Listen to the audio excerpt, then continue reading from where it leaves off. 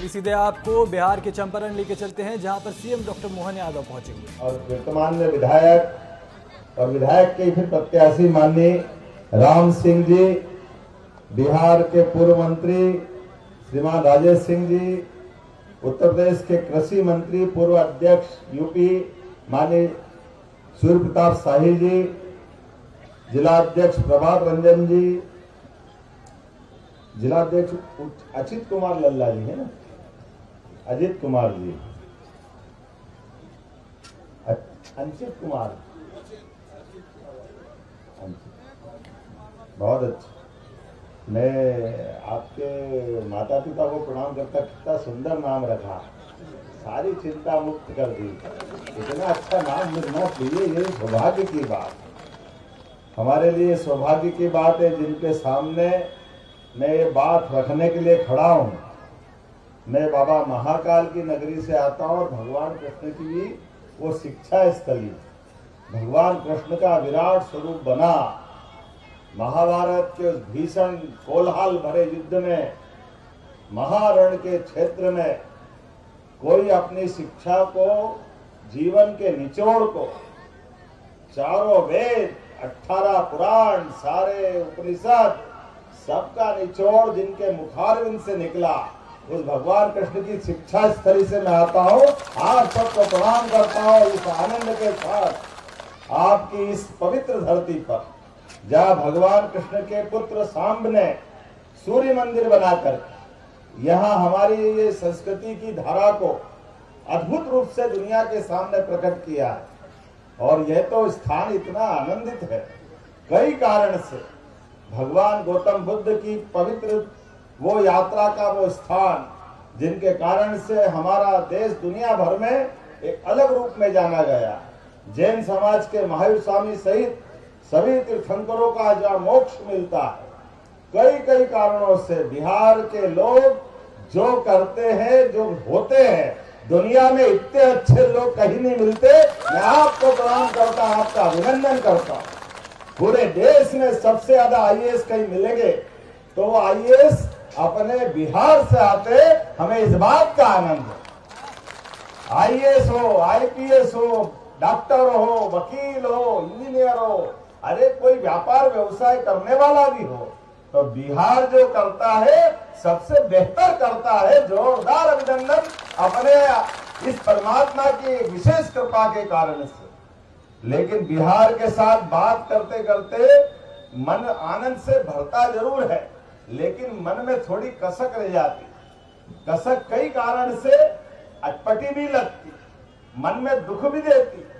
थोड़ा बार बार बोलते बोलते जाने क्या राजनीति का चक्कर पड़ता है। मैं तो आज समझ नहीं पाता हूं कि ये होता कैसे। मुझे मालूम पड़ा कि गठबंधन से यहाँ कांग्रेस के प्रत्याशी को हमारे राम सिंह जी से लड़ना पड़ रहा है। हमारे भोले वाले राम सिंह जी, जोरदार अभिनंदन करो हमारे राम सिंह जी के लिए। बिहार के लोग का तो भगवान राम से कुछ अलग ही संबंध है। हमारे तो दामाद है बिहार के, जोरदार अभिनंदन सीतामढ़ी के वाले, माता सीता की जन्मस्थली, भगवान श्री राम का वो गौरवशाली अतीत। इस देश को दुनिया के बाहर किसी भी स्थान पे चले जाओ और भारत के लोग अगर ये बताने में इतना ही पर्याप्त है, 2 नाम दे दे कि आप कहां से आए हो, और हमारा व्यक्ति बोले मैं भगवान राम और कृष्ण की धरती से आया हूं, तो कोई देश हो वो अपने आप कह देगा ये हिंदुस्तान से आए, ये भारत से आए। हजारों लाखों साल से भगवान श्री राम, भगवान श्री कृष्ण और उनका गौरवशाली अतीत को गाती हुई सनातन संस्कृति, मुझे इस बात की भी प्रसन्नता है, भगवान राम के उस गौरवशाली अतीत को लेकर के माता सीता का भव्य प्रोजेक्ट यहाँ बना। जोरदार अभिनंदन माननीय मोदी जी के लिए और अमित शाह जी के लिए। अरे हमारे गौरवशाली विरासत पे हम गर्व नहीं करेंगे तो कौन करेगा। ये आनंद तो आना ही चाहिए। ये आनंद हम नहीं महसूस करेंगे। मुझे तो इस बात का थोड़ा कष्ट है, पता नहीं क्या कारण है। दोनों विसंगति दिखाई देती। जिनने मीसा में राजद के अध्यक्ष जी को बंद किया उनने अपनी बेटी का नाम मीसा रखा।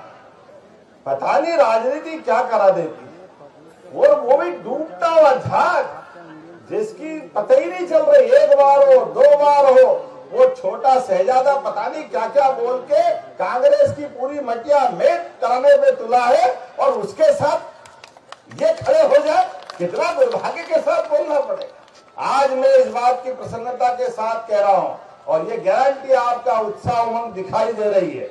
भगवान राम का वो काल जिसके कारण से हमारे रोम रोम में अपना अलग से स्पंदन होता, भगवान राम के कारण से घर में संस्कार देखे जाते, माता पिता कैसे होना चाहिए, भाई से भाई का संबंध कैसा होना चाहिए, पत्नी और पति का रिश्ता कैसा होना चाहिए, पिता और बच्चों का रिश्ता कैसा होना चाहिए।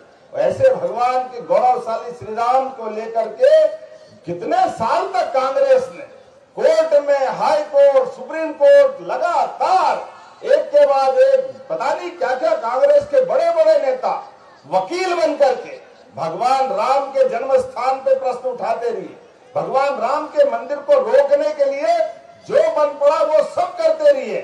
वो तो भला हो सुप्रीम कोर्ट का जोरदार अभिनंदन कर दे मोदी जी का, जिनके कारण से भगवान राम का सुखद फैसला भी आया, और भगवान राम का अयोध्या के किनारे जो अपना मां सरयू के किनारे अयोध्या नगरी में भगवान राम का जो आनंद आ रहा है, पूरा देश तो का पूरी दुनिया दिवाली मना रहा है। जोरदार अभिनंदन करें और एक बार बोले जय जय श्री राम। ये जो आनंद आता है हमारे प्रतिनिधि के नाते से सुखद संयोग है। पूरे देश में घर घर में भगवान राम के आधार पर अपने बच्चों का नाम राम रख करके उस काल को जीवित करने का आनंद आता है। और मुझे तो और इस बात की प्रसन्नता है, यशस्वी प्रधानमंत्री के नेतृत्व में जिस प्रकार से गरीब आदमी लोकतंत्र के अंदर अपनी भूमिका अदा करे और लोकतंत्र में जनता के दिलों पे जो राज करे, जनता के लिए जो काम करे, इसीलिए जनता के लिए जनता का आदमी और जनता द्वारा चुनी हुई सरकार बनाने का रिकॉर्ड ये यशस्वी प्रधानमंत्री के माध्यम से आता। जोरदार नरेंद्र मोदी जी के लिए बधाइएगा। गरीब आदमी चाय बेचने वाले परिवार से निकलकर और देश के अंदर एक बार नहीं, 2 बार नहीं, तीसरी बार दुनिया के सारे देशों के सामने हिंदुस्तान का मान बढ़ाने के लिए प्रधानमंत्री बनते। जोरदार अभिनंदन माननीय नरेंद्र मोदी जी के लिए। और गरीब आदमी जब प्रधानमंत्री बनता तो उसका परिणाम क्या आता है? 80 करोड़ लोगों के लिए खाने का अनाज, ये जो हमारे अपने मन में जो भाव होता है, हर आदमी जिसका मानव जन्म है उसके घर में 2 रोटी का प्रबंधन होना चाहिए, गरीब से गरीब आदमी को भी मकान मिलना चाहिए, घर में गैस का चूल्हा होना चाहिए। कितनी महत्व की बात है। ये सारी बातें करने के लिए दिल का कलेजा भी चाहिए और घर की कठिनाई भी महसूस होना चाहिए। नरेंद्र मोदी जी ने सारी जीवन की तकलीफें भोगी, इसलिए वो सारी बात बोलते बोलते और अपने अनुभव के आधार पर देश वालों के साथ तो व्यवहार करते ही करते हैं। और उससे बढ़कर भी एक परिवार